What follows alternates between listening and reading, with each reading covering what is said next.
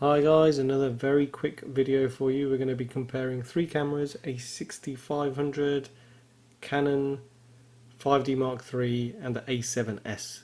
Straight away we're now looking at the Sony A6500 at ISO 6400.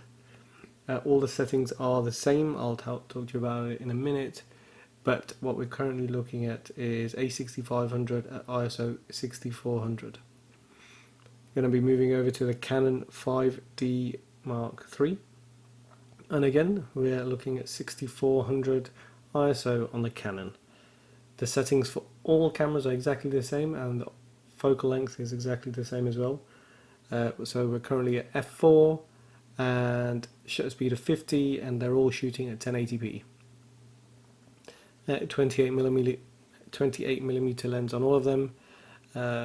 So we're hopefully seeing exactly the same thing. Moving over again to the Sony A6500 at 10,000 ISO. We're going straight to the high ISO. You don't need to see too much at the 2-300s. And what we're getting to see is, I was hoping it would be a little bit sharper, but I am just looking at them on monitor. So when you do view these, I suggest putting them on your TV, but make sure you take away the noise reduction, because some TVs make certain things look better or worse. So moving on to Canon at 10,000 ISO, and it's holding up pretty well. I thought it'd be much worse as I'm moving on to the Sony systems, because the Canon low light's not great. As we all know, we're all making videos, we want better. So moving on again at 10,000. A7S still hasn't made an appearance. I don't think it needs to yet. Moving over to ISO 12800 on the A6500.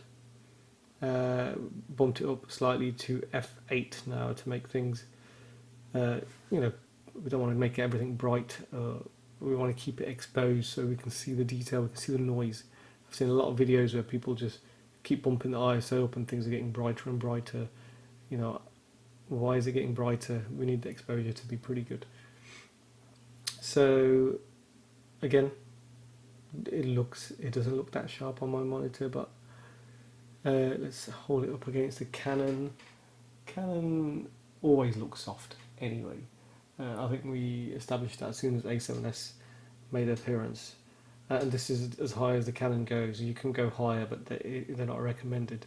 And I can see the visible noise. How bad it is, it doesn't look too bad. I could, would I use it for a wedding? Probably not. But, if you're desperate, you do desperate things. And bang, A7S has made an appearance at 12800. You'll see no noise here. It's even a little bit brighter on exactly the same settings. It's really like, whoa, perfect sharpness. The colours are a little bit off here because I've set it on a different picture profile, so it's easier for me to edit afterwards, but you get the idea. If you can't see the noise now, you're not going to see it later. And now we're on the A6500 again, because the Canon doesn't go any further. And the A6500 at its top 25600 ISO, lots of noise. It looks pretty muddy to me. Of course, I'm going to put it on my TV, and you put it on your TV, and you decide for yourself whether it's good enough. But ISO 25600, why are you using it? Unless you're stalking someone out in the middle of the woods, you're probably not going to use it too much. And bang, A7S II.